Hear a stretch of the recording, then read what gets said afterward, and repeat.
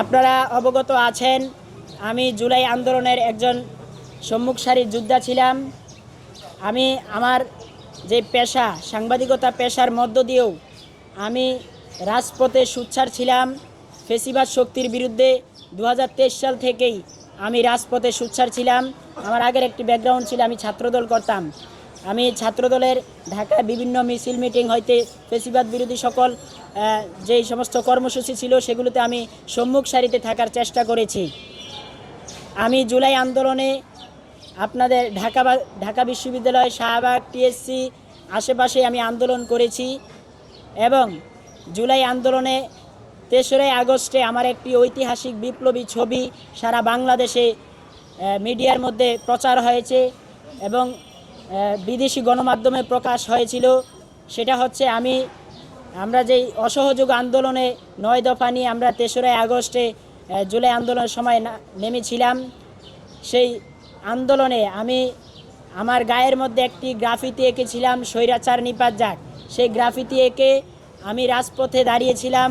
পুলিশের বুলেটের সামনে আমি আমার নিজের বুক পেতে দিয়েছিলাম, যেটা সারা বাংলাদেশে এবং বিভিন্ন গণমাধ্যমে, বহির্বিশ্বের গণমাধ্যমে প্রচার হয়েছিল যে একজন স্কুল ছাত্র গায়ের মধ্যে গ্রাফিতি এঁকে স্বৈরাচারের বিরুদ্ধে দাঁড়িয়েছিল। সেই বিপ্লবী ছবিটি জুলাই আন্দোলন পরবর্তী সময়ে যখন পাঠ্য বই সংস্করণ করা হয়েছে, national text book board Bangladesh কর্তৃক যে 4 জন জুলাই বিপ্লবীর ছবি মাধ্যমিক স্তরের পাঠ্য বইয়ে প্রকাশ করা হয়েছে, তাদের মধ্যে আমি একজন। সেখানে শহীদ আবু সাইদ, শহীদ মীর মুগ্ধ এবং একজন রিক্সাওয়ালা মামা এবং চতুর্থ ব্যক্তিজন হলাম আমি। সেই ছবিটি পাঠ্য বইয়ে প্রকাশ করা হয়েছে।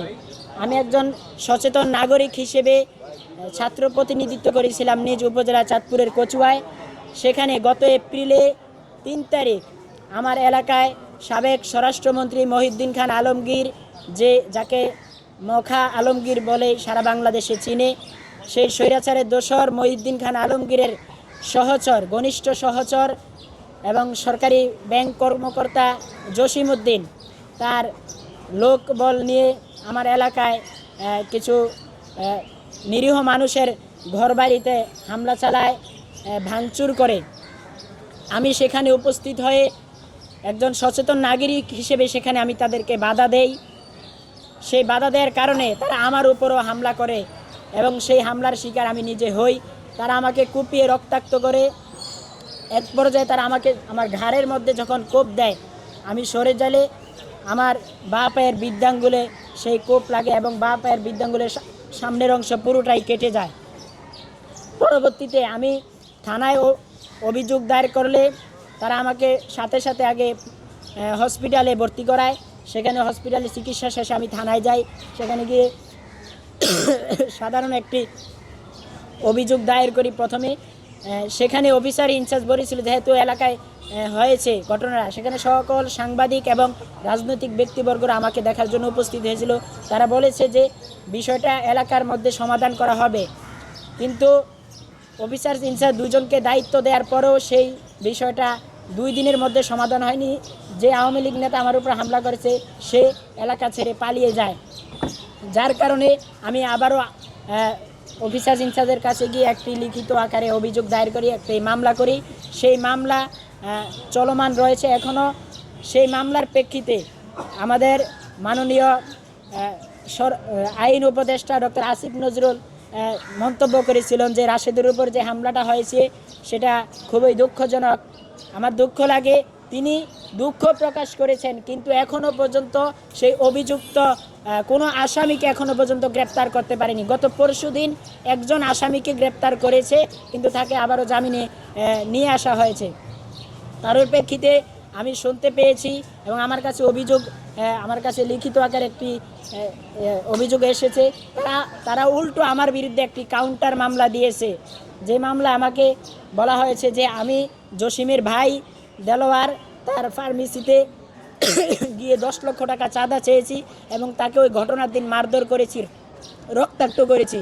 কিন্তু ওই দেলোয়ার আমার উপর হামলার পরে সে নিজে অফিসার ইনচার্জের রুমে গিয়েছে, অফিসার ইনচার্জের অফিসে সে তাৎক্ষণিক উপস্থিত ছিল। যদি সে হামলার শিকার হয় তাহলে অফিসার ইনচার্জ নিজে এটার সাক্ষ্য দিবে, কিন্তু অফিসার ইনচার্জ বলেছে সে কোনো হামলার শিকার হয় না। তার মানে আমার বিরুদ্ধে যে মামলাটি হয়েছে সেটি একেবারে ভিত্তিহীন, কোনো সুস্থ তদন্ত এটার নাই। আমি দাবি করি আজকের এই সংবাদ সম্মেলনের মাধ্যমে একজন জুলাই যোদ্ধা হিসেবে, পাঠ্য বইয়ের একজন স্বীকৃত জুলাই যোদ্ধা হিসেবে আমি অন্তর্বর্তীকালীন সরকারের আইন উপদেষ্টাকে বলতে চাই, আপনি আমার উপর হামলা নিয়ে আপনি ক্ষোভ প্রকাশ করেছেন, নিন্দা প্রকাশ করেছেন, কিন্তু এই হামলার পিছনে জড়িত কাউকে এখনও পর্যন্ত আপনারা গ্রেপ্তার করতে পারেননি।